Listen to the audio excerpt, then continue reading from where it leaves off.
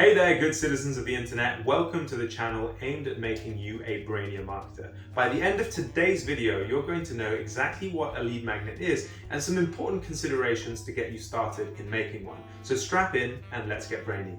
My name is Larry Kotch and I'm the host of this channel and founder of award-winning digital marketing agency, The Brains.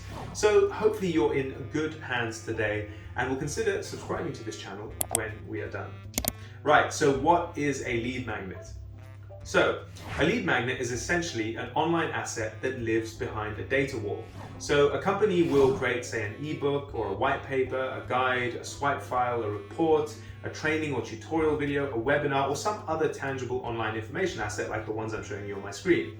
These are aimed at helping a prospect customer learn something new or access something free.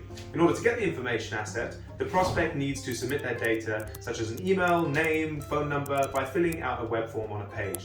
Another word then for this is gated content. So unlike a blog or information that sits publicly like a YouTube video, this information lives behind a data wall and as such is called a lead magnet because the content is so strong or the information asset is so valuable that when a prospect sees it, they're willing to exchange their data and their contact information for access to this information and therefore obviously becoming a lead and going into your database or your email list.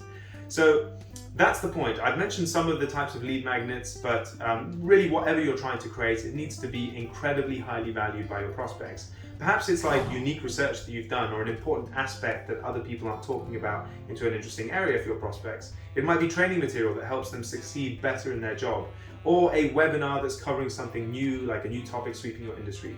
Whatever it is, your prospects must feel like, I really want this thing, and I'm happy to exchange my data for it. The more tailored you can make it to their job, their department, their sector, their company, their goals, their fears, the better it will work at producing leads.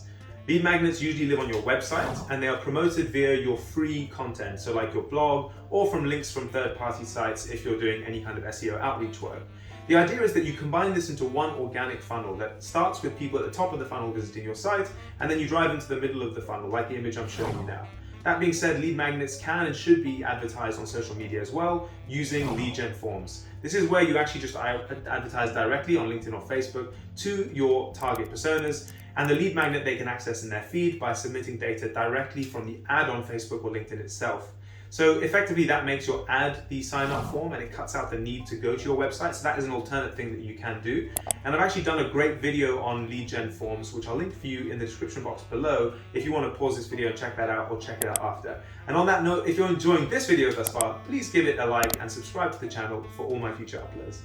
So typically lead magnets are most highly used by B2B businesses, and the reason for that is quite good.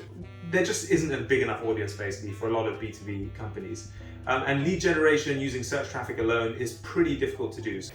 Sometimes it's very difficult. So consider a company that sells software solutions to chief financial officers of large businesses in Europe.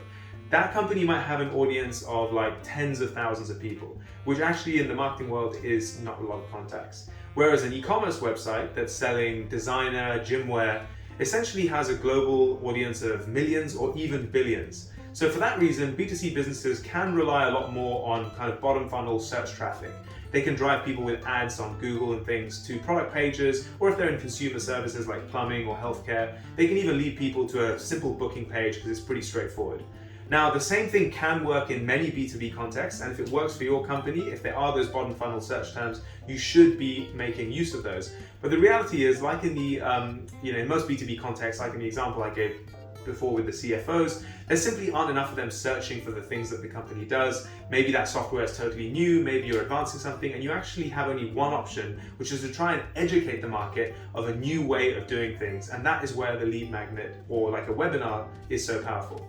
So with most B2B companies, the most common type is like in the B2B space, is like an ebook. You can write one on any topic. For instance, as a marketing agency, I can do one on an ebook on retargeting or how to set up Google Ads or how marketing has changed post-COVID. The trick, whatever you're doing, is to try and cut through the noise. Lots of these kind of topics are too vanilla and they're done to death. And your audience is tired of seeing the same generalized information. So you need to be really specific with B2B marketing. It is really easy to make an ebook, but not so easy to create a high converting, psychologically relevant one.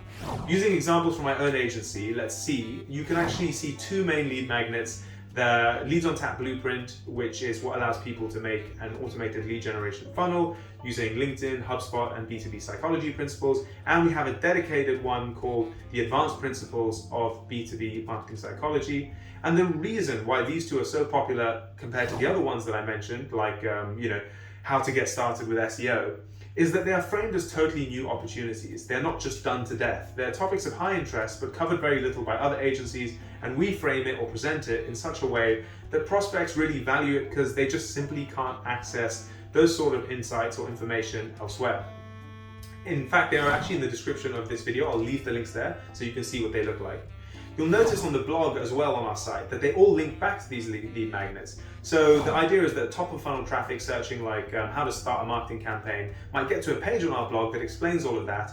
And then halfway down or something, there'll be a link saying, hey, if you want a foolproof hands-free system to lead generation, then why not download our free Leads on Tap Blueprint? Now, of course, many people come to our site and they book a call with our agency. That's what we really want.